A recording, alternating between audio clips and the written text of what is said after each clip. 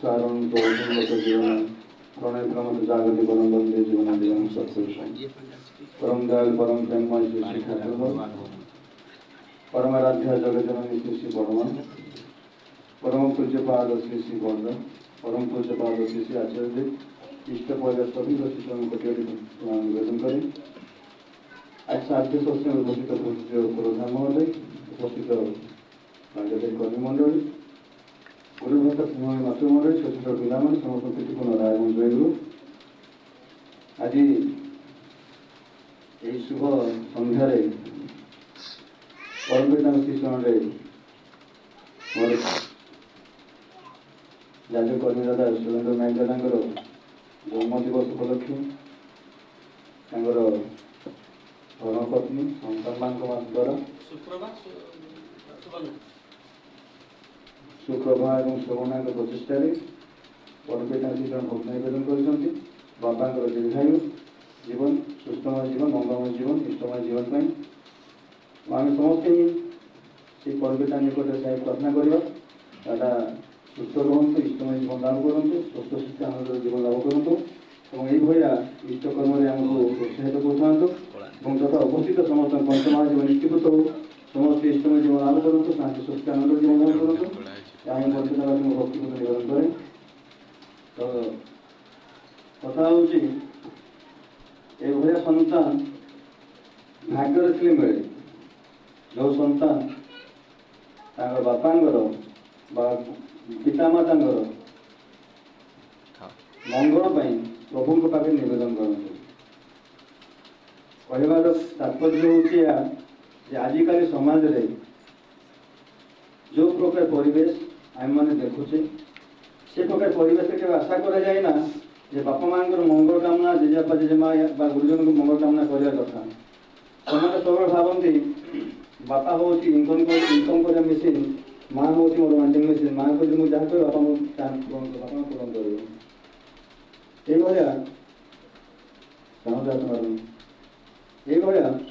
अनेक प्रकार देखा किंतु परमपिता शिक्षण बापा दीर्घायु कामना शांति सुखानंद कामना मंगल कामना करवा केवल प्रायतः ये ठाकुर दीक्षित परिवार ही देखा जाए।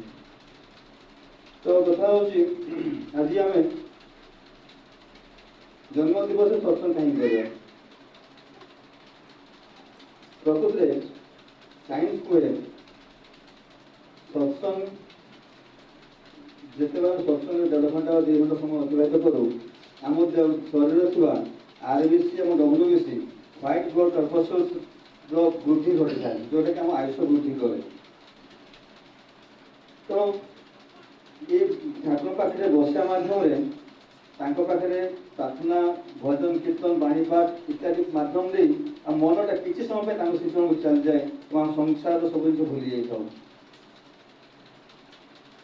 तो यार उद्देश्य हूँ जे मो इष्टमुखर है परिवेश इष्टमुखर हम तो आप जानते साइंस आज जहाँ जहाँ प्रमाण करुँची श्री ठाकुर अनुकूल चंद्र प्रदत्त विधान माध्यम जहाँ कही जमी कीर्तन कीर्तन करताल बाजा ताली मारिबा समस्त उच्च स्वर में पार्टिसिपेट कर गाइबा माध्यम देखिए अल्जाइमर बोली गोटे रोग आमर भल हुए अल्जाइमर रोगटा कौन बयस वृद्धि सहित भूली जावा रोगटा जो खूब उच्च आवाज कीर्तन करूँ से रोगटा धीरे धीरे बहुत कमी जाए। ताली मारिबा द्वारा बर्तमान जोगा गुरु मैंने प्राय डॉक्टर मैंने आयुर्वेदिक ट्रिटमेंट को ताली मारिया कथा ताली मारे कौन हम से हाथ में जी भैन सब एक्टिव हुए। तो ठाकुर कथा के कहते साइंस एवं कहूँ प्रत्येक दिन 12 मिनट गीत गाइबा ठाकुर पाखे आम जो प्रार्थना करूँ 12 मिनट तो 13 मिनट प्रार्थना करें आम उच्च भाव प्रार्थना करूँ ताली मारी जयराधर करूँ जड़े जोगगुरु कहूँ प्रत्येक दिन दिन में 3 थर 3 ओड़ी 3 मिनिट लेखा ताली मारिया दरकार आज आम जयराधर चाहिए आम 3 मिनिट हो जाए देखो केते दूरदृष्टि था।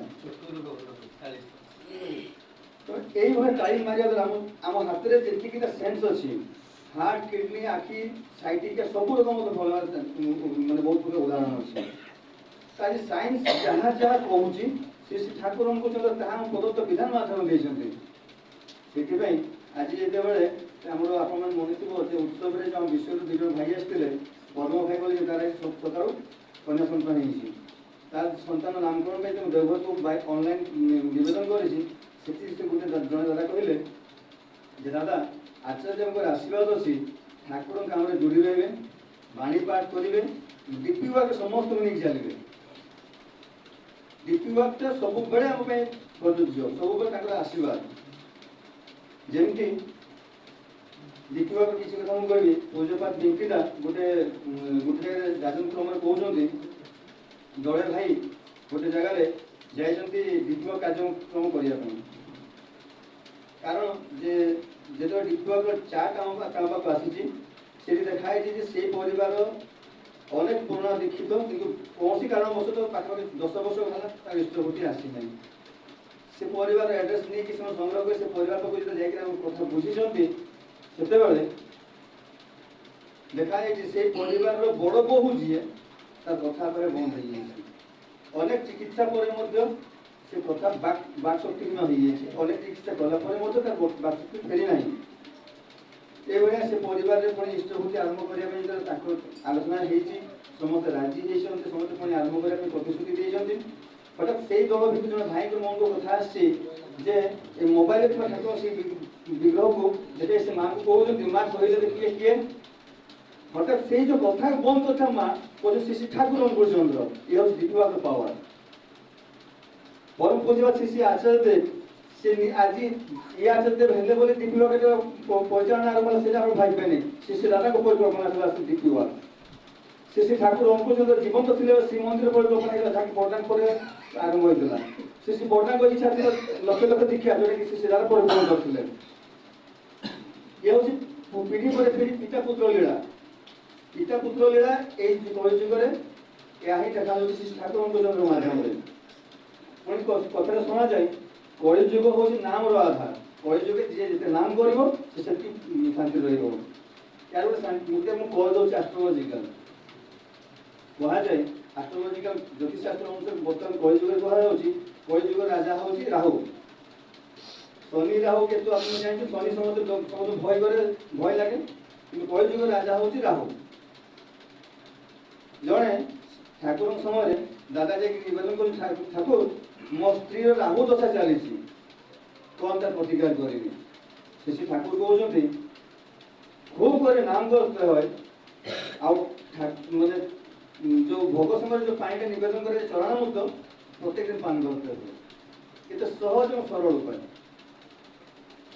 ରାହୁ ଗ୍ରହକୁ ଶାନ୍ତ କରିବା ପାଇଁ ଏହା କରାଯାଏ। ତେଣୁ ରାହୁ ପାଇଁ ଠାକୁର ଶ୍ରୀ ଠାକୁର କି କଲେ ଯେ ଖୁବ୍ ନାମ କରିବାକୁ ପଡ଼େ। ତେଣୁ କଳିଯୁଗର ନାମ ହିଁ ଆଧାର।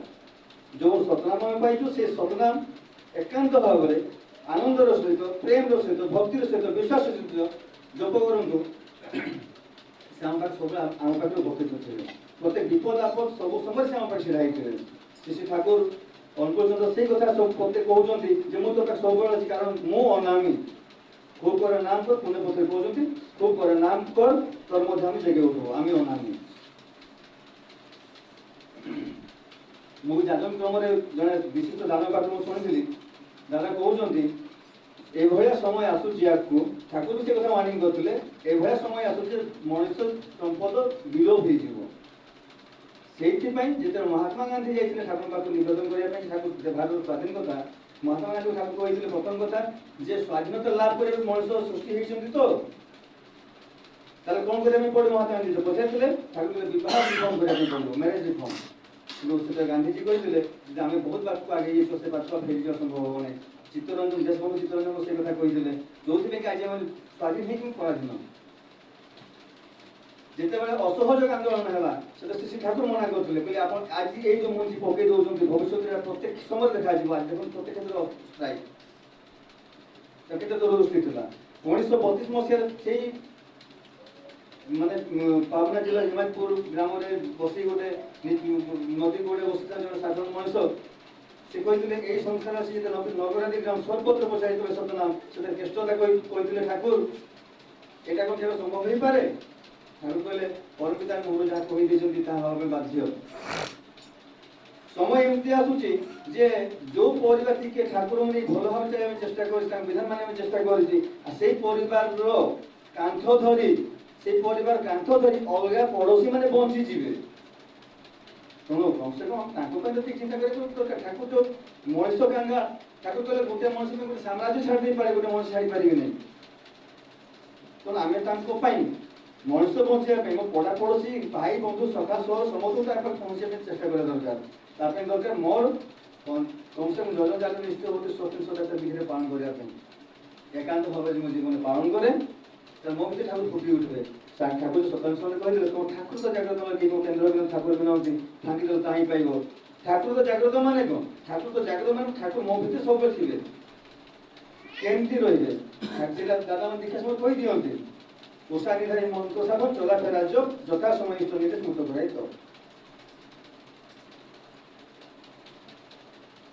এই কিছু কিছু কথাকে যদি আমি মানি চাইবা দাদা মানে কুহতু ঘন্টায় ঘন্টায় কিন্তু মোর জীবনে মোর অনুভূতি মাধ্যমে মু কହୁଛି আমি টিকে টিকে মানি চলিବା ପାଇଁ চেষ্টা କରିବା ଠାକୁର ଆମ ପାଖରେ ସବୁବେଳେ ଥାଆନ୍ତି ସଦା ସର୍ବଦା ଆମକୁ ରକ୍ଷା କରି ଚାଲନ୍ତି। ତେଣୁ ଆସନ୍ତୁ ସେଇ ଯେମିତି ଠାକୁର ଗୋଟେ ଉଦାହରଣ ମାଧ୍ୟମରେ ଜଣକୁ କହୁଛନ୍ତି ତୁ ଗଛ ଦେଖିଛୁ କିରେ ନା ଠାକୁର ହଁ ସେ ଥାଏ କୋଉଠି ନା ପାଣିରେ ଅଣ୍ଡା ଦିଏ କୋଉଠି ନା ବାଲିରେ। ସେଭଳିଆ ଠାକୁର ତାଙ୍କ ଜାଗାରେ ରହି ଆମେ ତାଙ୍କ ଅଣ୍ଡା ଶତ୍ରୁ ଶୋଷା ଆମକୁ ସବୁ ଦୃଷ୍ଟି ପକେଇ ରଖିଛନ୍ତି। ଠିକ୍ ଭାବରେ ତାଙ୍କର ଯୋଉ ସକାଳୁ ଉଠି ନାମଧାମ ପ୍ରାର୍ଥନା ଇଷ୍ଟଭୂତି ସନ୍ଧ୍ୟାବେଳା ଠିକ୍ ସମୟରେ ପ୍ରାର୍ଥନା କାହିଁକି ଠାକୁର ସନ୍ଧ୍ୟା ପ୍ରାର୍ଥନାରେ ବହୁତ ଗୁରୁତ୍ୱ ଦେଇଛନ୍ତି। ଚଲାପତି ପତ୍ରରେ ବାଣୀରେ ଅଛି ଅନେଶ୍ୱତ ନମ୍ବର ବାଣୀ ଠିକ୍ ସେ ପାଳନ କରିବାକୁ ଚେଷ୍ଟା କରିବେ। ଯିଏ ଯୋଉ ଅବସ୍ଥାରେ ଯୋଉଠି ଥାଆନ୍ତୁ ସନ୍ଧ୍ୟା ପ୍ରାର୍ଥନା କେବେ କରିବାକୁ ବନ୍ଦ କରିବେ ନାହିଁ। নাম বন্ধ করবে না ইষ্টভূতি ঠিক 30 দিনে পঠাইবার চেষ্টা করবে তাহলে তাকে আমি জীবন অনুভব করিপারিবা। যেটা সেই স্বতন্ত্র ঠাকুর বিভিন্ন কথা লিখি দিয়েছেন তুমি যদি সৎ হো তোমার দেখা দেখি হাজার হাজার লোক সৎ হয়ে পড়বে। তুমি যদি অসৎ হো তোমার দুঃখের সমবেদনা প্রকাশ করে ফিরে রহবে না। ঠাকুর মোর দুঃখ হল দুঃখ কে করম ভাব সুখ কে করম ভাব ঠাকুর কথা কହୁଛନ୍ତି। তো ঠাকুর পাখে প্রত্যেক সমস্যার সমাধান আছে। ঠাকুর বাণী মাধ্যমে কହୁଛନ୍ତି সব সমস্যার সমাধান জ্ঞানীশিষ্ট প্রতিষ্ঠান। যদি ମୁଁ ଇଷ୍ଟଙ୍କ ପ୍ରତିଷ୍ଠାନକୁ ଆସେ ବା ଇଷ୍ଟଙ୍କୁ ଜୀବନ ପ୍ରତିଷ୍ଠା କରେ ତାହେଲେ ମୋ ଜୀବନ ସବୁ ସମସ୍ୟା ସମାଧାନ ହେବ। ଆଚାର୍ଯ୍ୟ ଦେବାଳଙ୍କୁ ସେଇ ଜିନିଷ ଆମ ହାତରେ ଧରେଇଦେଲେ ଡିଗ୍ରୀ ୱାନ୍ ମୁଁ ମୋ ଭିତରେ ପ୍ରଥମେ ମୋ ପରିବାର ଇଷ୍ଟ ପ୍ରତିଷ୍ଠା ହେବ ତାପରେ ମୁଁ ପ୍ରତ୍ୟେକଙ୍କୁ ନେଇକି ଇଷ୍ଟମୁଖୀ କରି ଚାଲିବି। ସେ ଭିତରେ ମୋ ଜୀବନରେ ସମସ୍ୟା ସମାଧାନ ହେବ। ଆସନ୍ତୁ ସମସ୍ତଙ୍କର ପଞ୍ଚମହାଦେବ ନିଷ୍ଠିପତ ହେଇ ଉଠୁ ସମସ୍ତେ ଇଷ୍ଟମ ହେଇ ଉଠନ୍ତୁ ଖୁବ୍ ଭାବରେ ନାମ କରନ୍ତୁ খুব ভাবে ঠাকুর প্রতি ভলপাইবা বিশ্বাস রখি আগে চলতু তো ঠাকুর আমার পাখে সবাই রহিবে আমি সব সহায় হবে সেটি কোনো বক্তব্য শেষ করছে বন্দে